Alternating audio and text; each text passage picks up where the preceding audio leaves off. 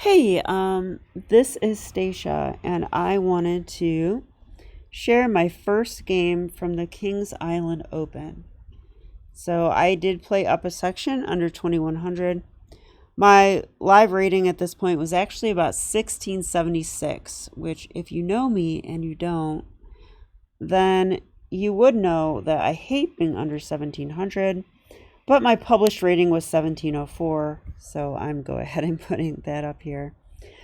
And sure enough, I got paired with a much stronger player, a 1944 player, and in a slow chess game that does often show. So let's go ahead and look at this game. Okay, I started with 1e4, and my opponent played c5, the Sicilian defense. I played d4, the Smith-Morra Gambit, and he took, and I played c3. And now was sort of the moment of truth. Am I going to get a Smith-Morra accepted, one of my favorite openings? Or is he going to decline it? And if so, how? I'm not going to say what I like or don't like, because I realize my opponents sometimes watch my videos. But I can tell you that in this particular game, he took the pawn. I was quite excited to see this, and I played knight takes c3. I don't feel right unless I sacrifice something. So now all was right with the world on move 4. All right, so knight to c6, knight f3. And now's the part of the game that is so fun. It's like, what defense is my opponent going to choose against my Smith-Morra? Which one, and how prepared will I be? So it's kind of exhilarating. And after e6, bishop to c4, a6, I'm still not entirely sure what he's going to do.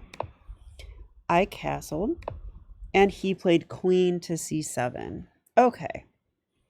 So this move is not one that I see that often, but I do think that, Mark Esserman calls this the Siberian wilderness, because there are plans where black will play knight to f6 and queen c7 and knight to g4, and then often there's like a strange knight d4. I think my queen's on e2 when this happens, and you're in this position where the knight would be attacking the queen and the knight on f3, and if you take, you get checkmated. And that is the Siberian Trap. So there are lines associated with that trap, and I have looked at them, but not for a long time.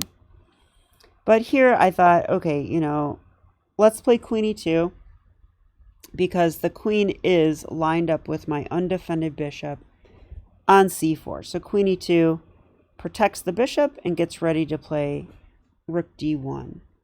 And, let's pressure the backwards pawn, maybe the d6 square, and at least stop d5 from coming in. So, okay, he played d6. And now this is sort of like mixing systems to me, but it's probably, it's probably theory still. This is known as the Cheveningen pawn structure.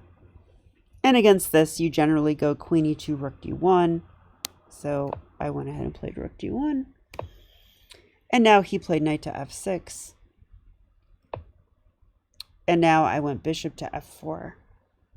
And I have had many blitz games where the queen on c7, should be targeted by a bishop on f4, so that's what I did. This helps control some important things as well, so I was quite happy to get my bishop out to a good square and get ready for rook ac1. I think this is the joy of playing gambits. If you ask me, because, okay, I'm down a pawn. Yes, I'm down a pawn. That used to make me very nervous. And I have to tell you, it doesn't make me nervous these days at all. Like, I actually feel weird if I'm not down a pawn. Because it becomes so easy, usually, to develop your pieces. And being a tempo up or more allows you to kind of do what you want to do without a lot of opposition to your ideas.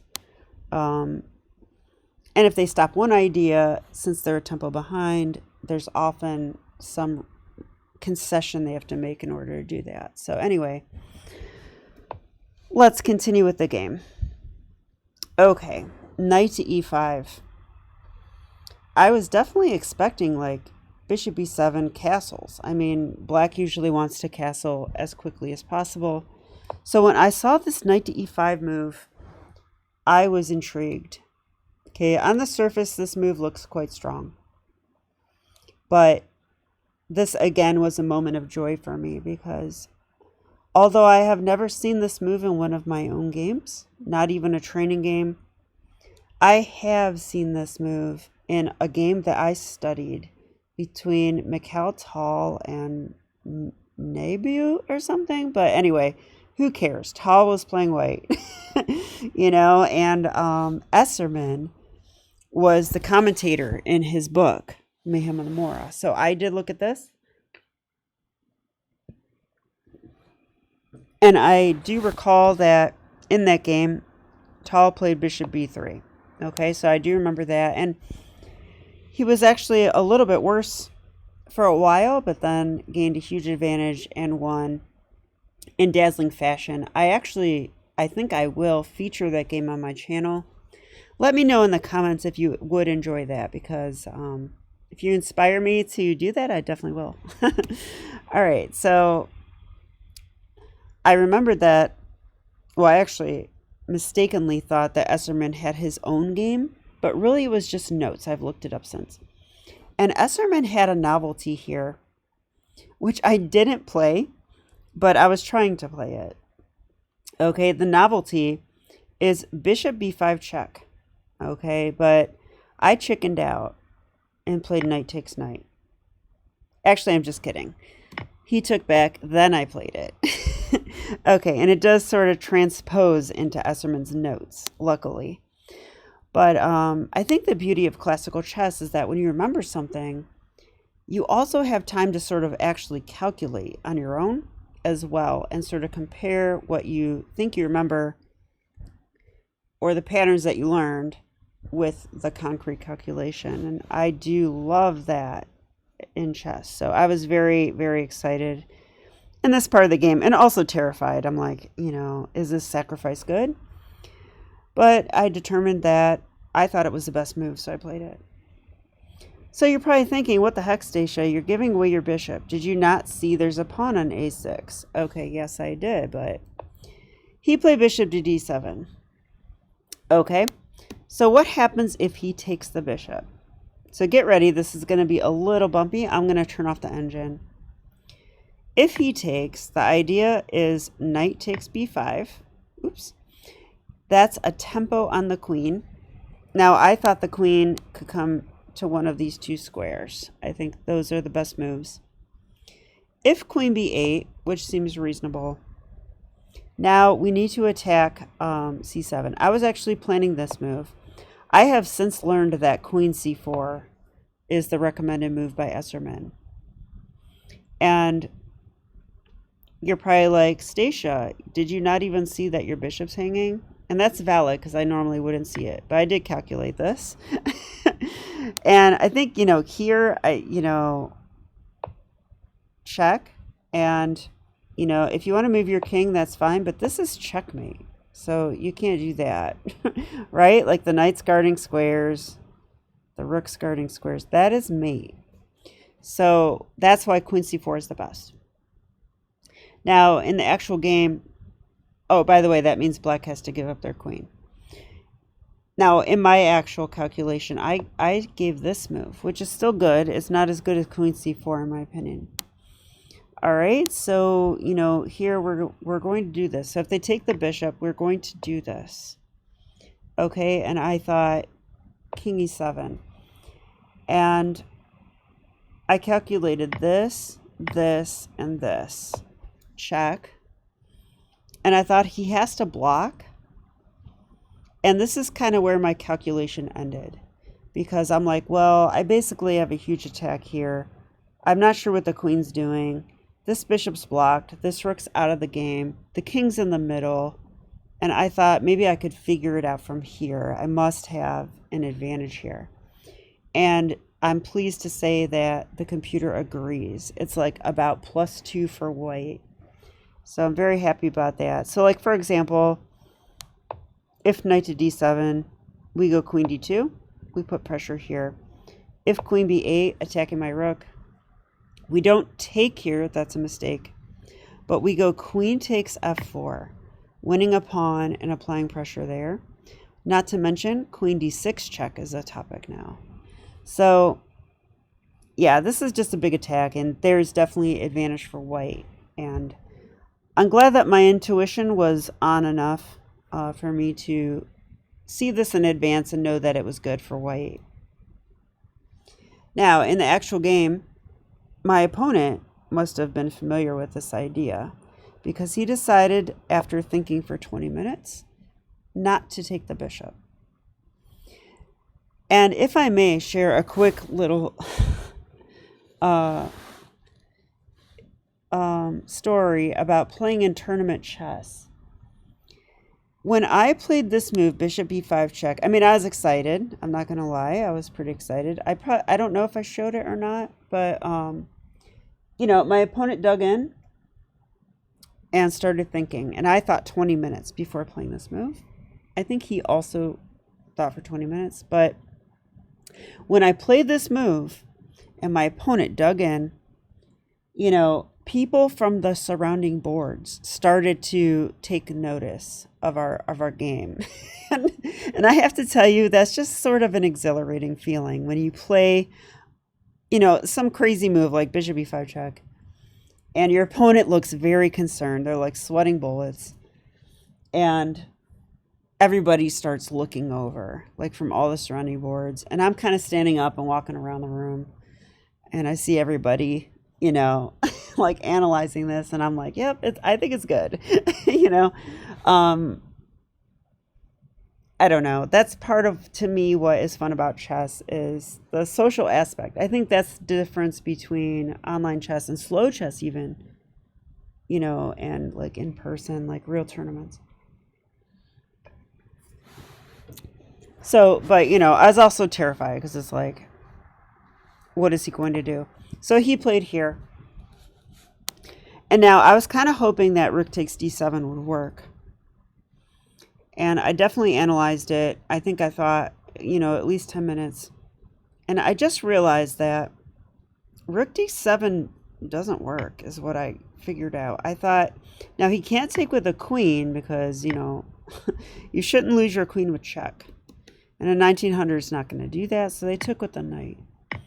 All right, so the knight is pinned. But what do I really do here? I mean, if I go rook d1, I mean, they're just going to take my bishop. And if I take, you know, they're just going to take. Like, they're... So I determined that I can't play that move. It's not going to work.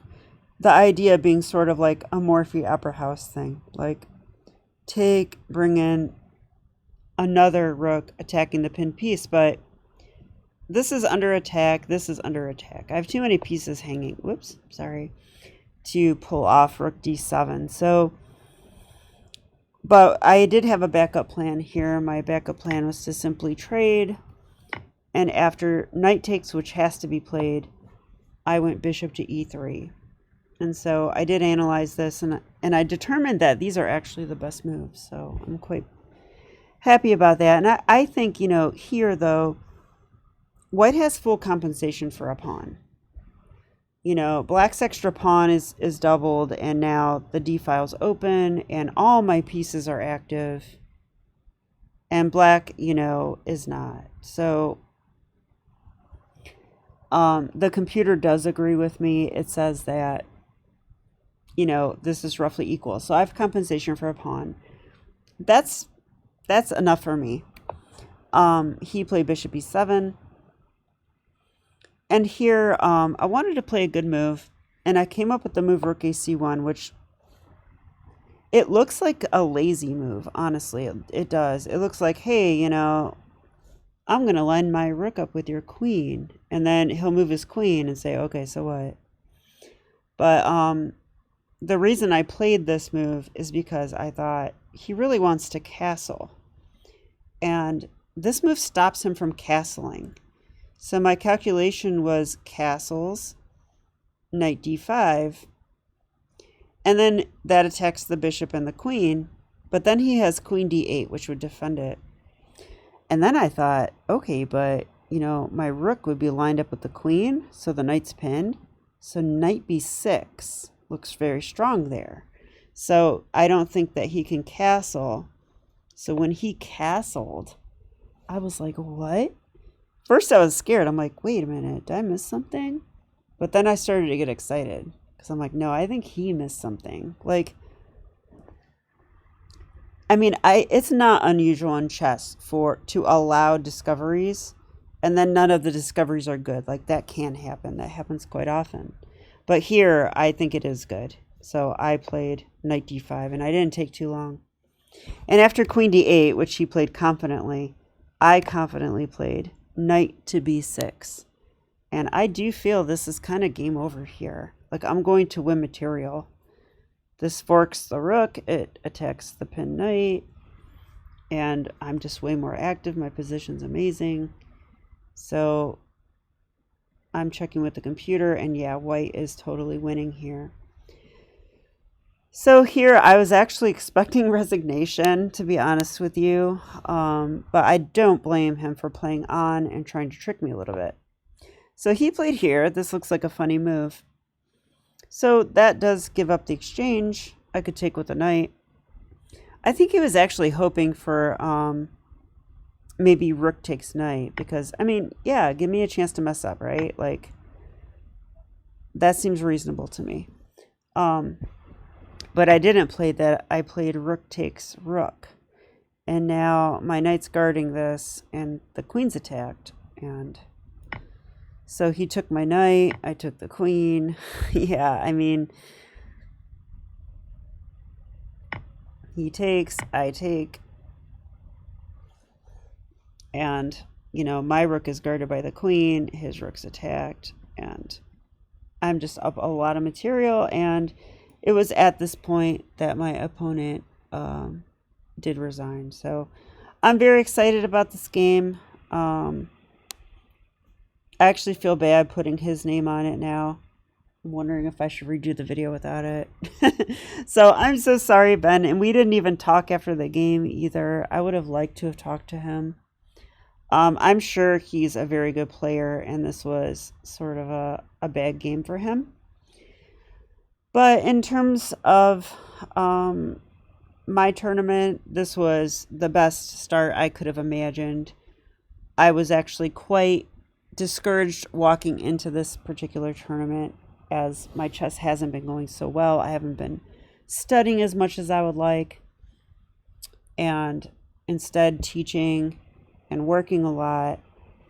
So winning against a 1940 player in 20 moves in a slow game was pretty dreamy for me. And well, I hope you guys enjoyed this. And I will tell you that this entire tournament turned out quite well for me. So I'll be sharing these games with a lot of joy. So I hope that you'll enjoy it and learn stuff too, because of course I didn't play perfect and I want to learn as much as I can from my games. So I'll be back with another video soon. All right, thanks so much. Bye.